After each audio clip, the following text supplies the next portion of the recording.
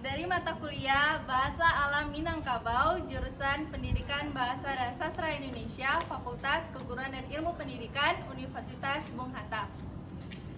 Baik, saya akan mengenalkan anggota saya yang saya sendiri, Sandra Kusumaneta. Dan saya Anissa Anwar. Saya Tiara Julia. Saya Saruski Bayu. Baik, kami akan menceritakan Kabai dengan judul Siti Risani. Selamat menyaksikan. Baiklah teman-teman, saya akan menceritakan kabar Siti Risani dengan bahasa Minang. Pada masa itu, hiduplah sepasang muda-mudi di daerah Lubuk Basuang. Namanya Siti Risani dan Sultan Narasudin.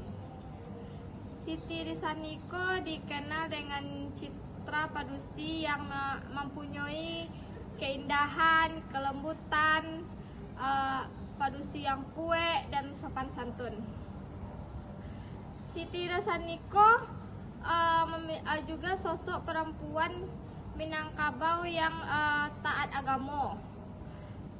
Tapi pada suatu ketika Siti Risani bertemu jo laki-laki yang bernama Sultan Narasudin, membuat dirinya lupa dan berubah menjadi padusi yang membangkang. Itulah latar belakang ceritanya.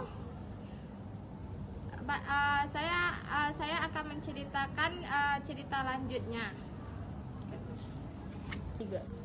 Ketika loncang bendi Sultan Narasudin ko tiba, Siti Risani langsung takajui dan tak gageh-gageh melihat Amalie Sultan Narasudin yang kayak anak raja.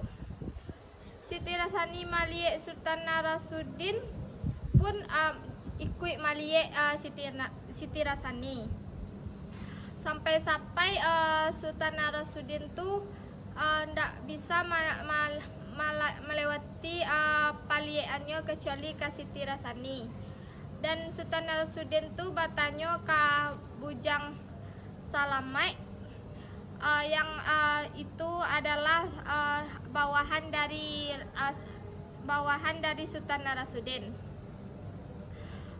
Sultan Narasudin bertanya, siapa dusinan nancak tu? Siapa dusinan kame tu? Lalu bujang Salamai menjawab, itu tak tahu tuan. Itu adalah Siti Risani, anak dari tuanku Imam Mudo. Mandanga itu Sultan Narasudin langsung berpikir, kok sancak tu bana Siti Risani, dan Sultan Narasudin terpandang menceliaknya sampai kanayati ke Siti Risani itu langsung. Ibarat itu cinta pertamanya.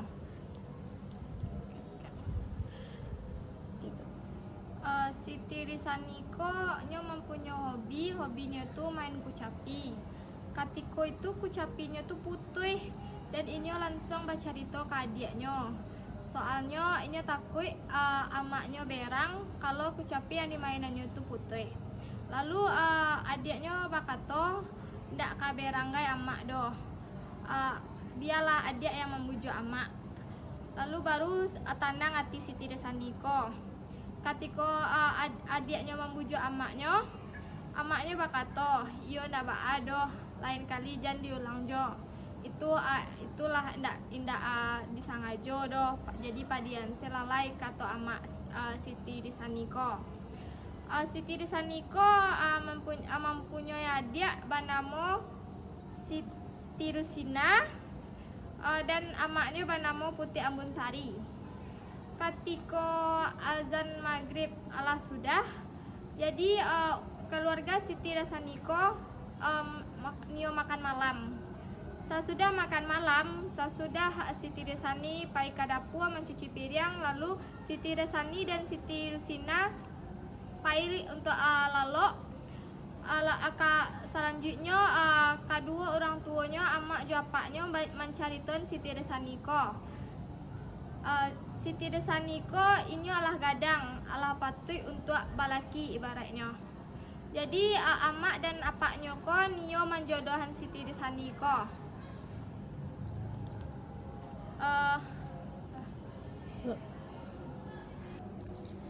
Siti Risani ko dijodohkan sama laki-laki yang bernama Hamzah Barudin.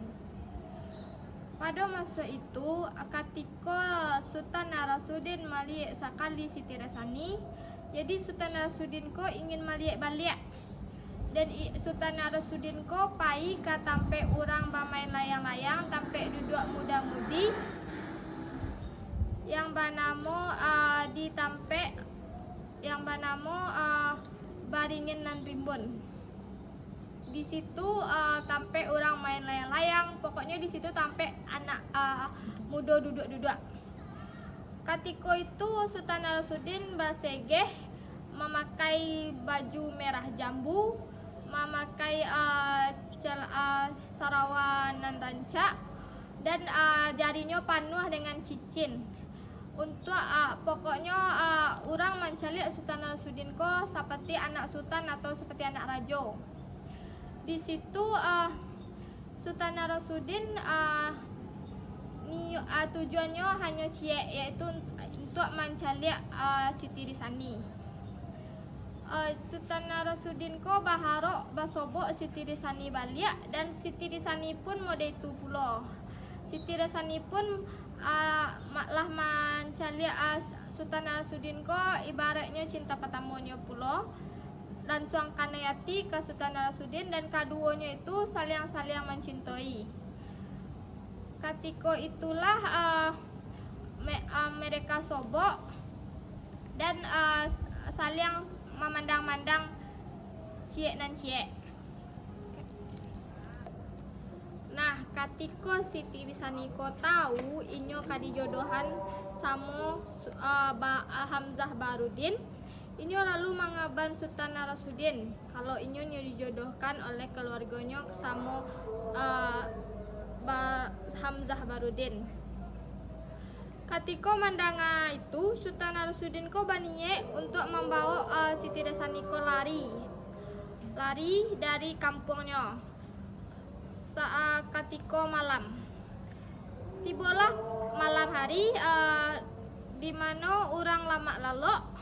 Disitulah keduanya sama-sama lari dan pai dari kampung ko menuju ke Medan. Disitulah inyo lari, dan siangnya besok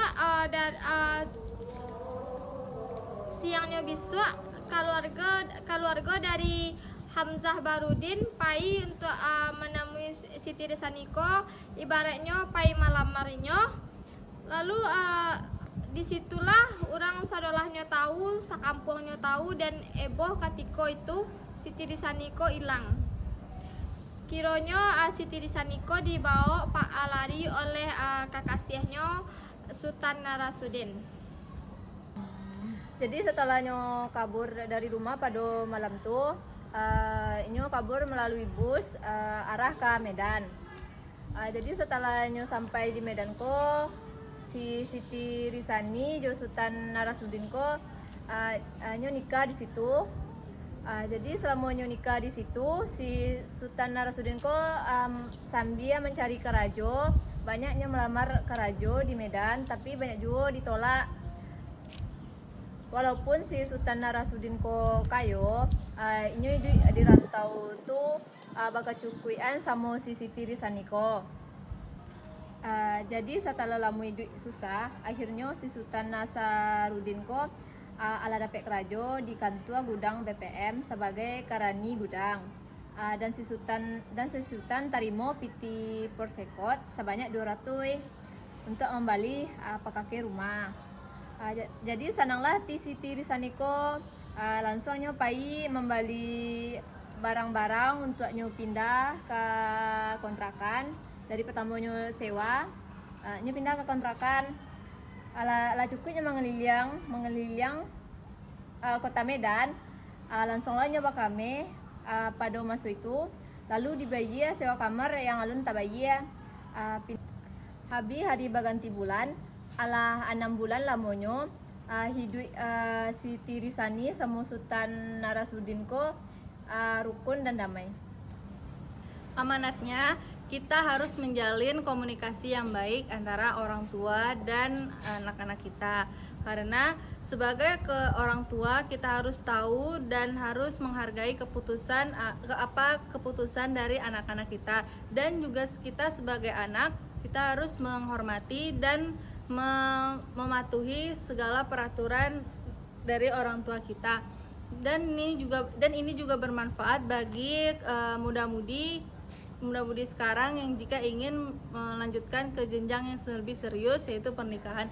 Banyak lika-liku yang terjadi pada pernikahan tersebut. Untuk itu perlu adanya komunikasi yang baik. Dan itulah tadi hasil pemaparan amanat yang saya berikan. Saya ucapkan terima kasih. Baiklah, itu tadi cerita kabar tentang Siti Risani yang sudah kami jelaskan. Kami meminta maaf jika ada salah kata, salah ucap dalam menyampaikan cerita kabar tadi. Kami ucapkan terima kasih dan assalamualaikum warahmatullahi wabarakatuh.